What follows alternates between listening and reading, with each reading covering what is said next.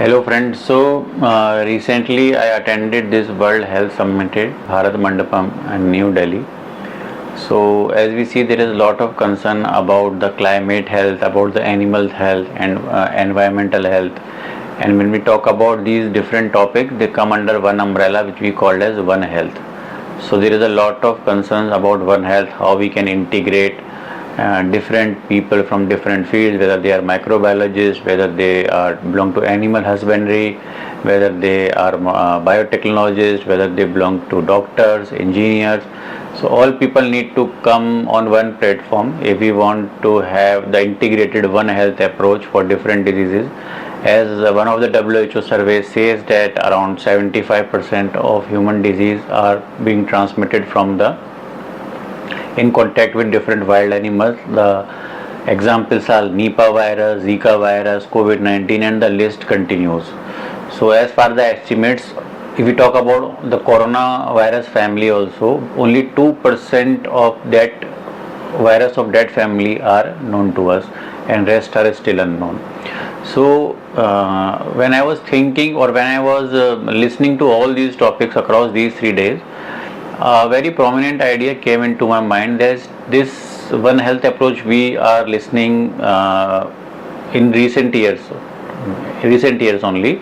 But what I was thinking about my ancient Vedic text and ancient Indian wisdom, which has actually talked about and has always worked on the same line, which we now call it as One Health. So I thought of making one video where I could quote some of the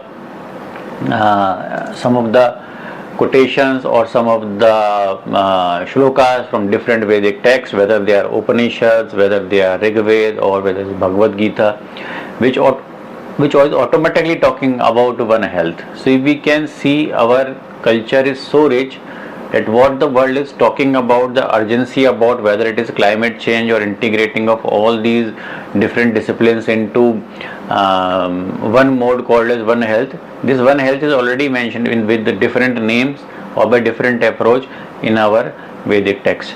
So context of today's my talk is only to understand or only to say that this One Health according to our ancient Vedic wisdom is nothing new.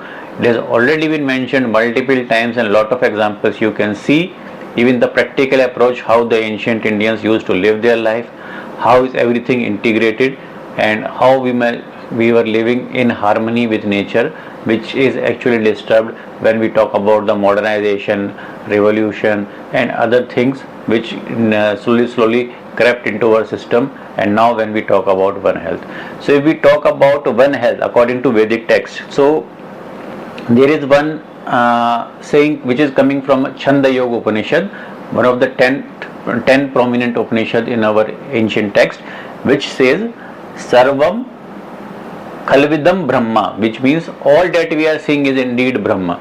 So when we talk about Brahma, so when we say that all indeed is Brahma, means that we are expansion of only one entity, which is Brahma. I am Brahma, he is Brahma, you are Brahma, trees are Brahma, plants are Brahma, animals are Brahma, all living entities which exist in this universe are Brahma.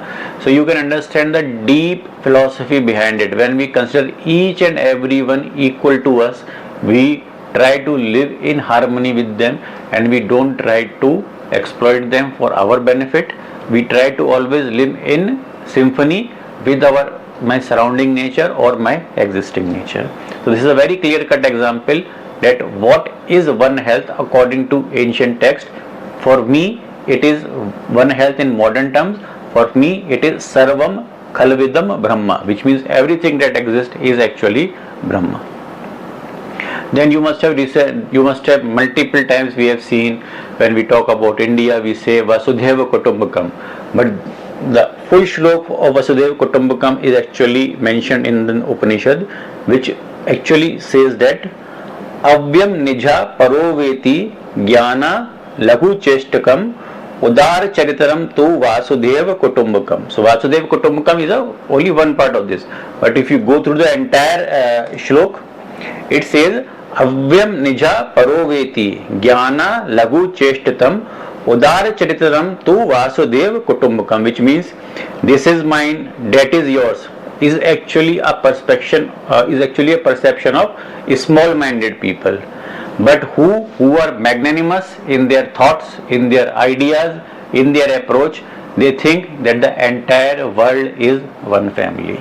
So it is Vasudev Kutumbakam means the entire world is one family. But if you see the previous lines of this complete shlok, it clearly mentions that the people who are small-minded, the people who are fickle-minded, the people who only think about their benefit, the people who only think about exploiting the natural resources or other animals or even other human beings for their own benefit, they are very actually small-minded people. But who are in Sanskrit it is called as Udar Charitram. Udar Charitram means one who has a lot of broad-mindedness. So one who is broad-minded, he always thinks that he is away from this perception that this is mine, this is yours. So now we have divided the rivers into different countries. We have divided the whole world into different countries, into different territories, into different geographical regions. Countries are fighting for this is my ocean, this is their ocean, this is their natural resources, this is my natural resources.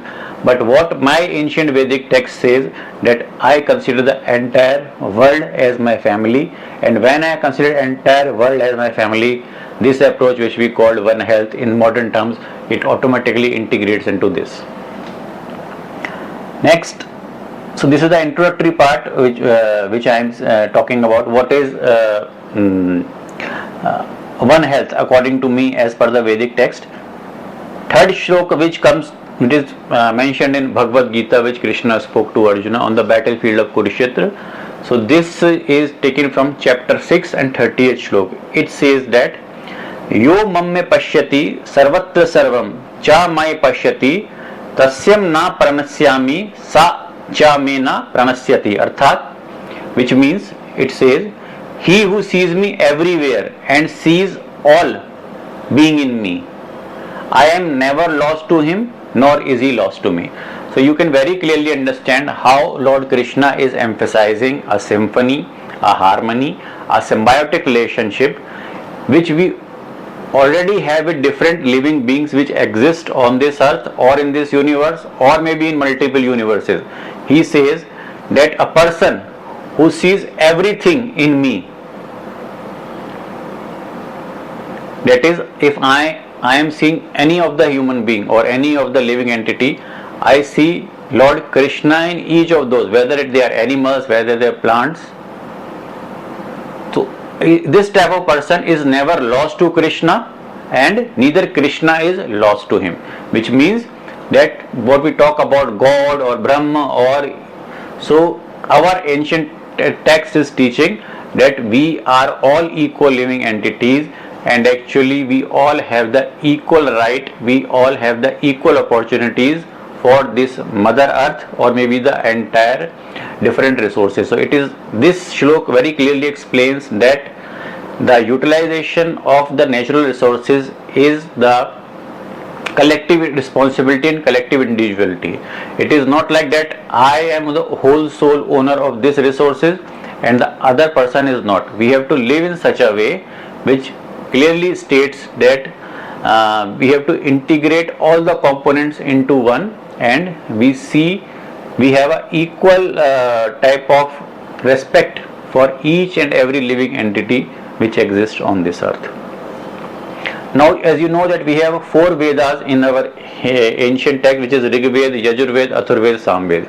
So in Rig Veda, it is clearly mentioned that whatever we may call God or we may call ultimate reality, we may call in super consciousness, anything which we call by different names and different religions, but actually it is one.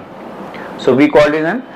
So this shloka states like Indram Mitram Varuna Magni Madratho Divya Sa Suparno Garutman Ekam Sadvapira Bahuda Vadanti. So some call him Indra, which is the Lord of rain who give us rain.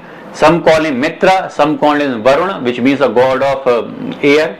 Some call him Agni Dev, which is the god of fire. But he is the one truth whom the wise call by many names. So when we talk about that, every living entity is actually an expansion of that super consciousness which is governing the entire cosmic universe, because there are a lot of questions on how this earth originate or how the universe originate. So we are not talking about this, but we are talking that it is very clearly mentioned in Rig Veda also, that people may call that ultimate reality or that super consciousness by different names, but the wise men know that we may call him by different name, but he is the ultimate truth. So if we start seeing that ultimate truth, that supreme reality in all of the cosmos, then automatically that habit of exploiting others for our own benefit will automatically fade away.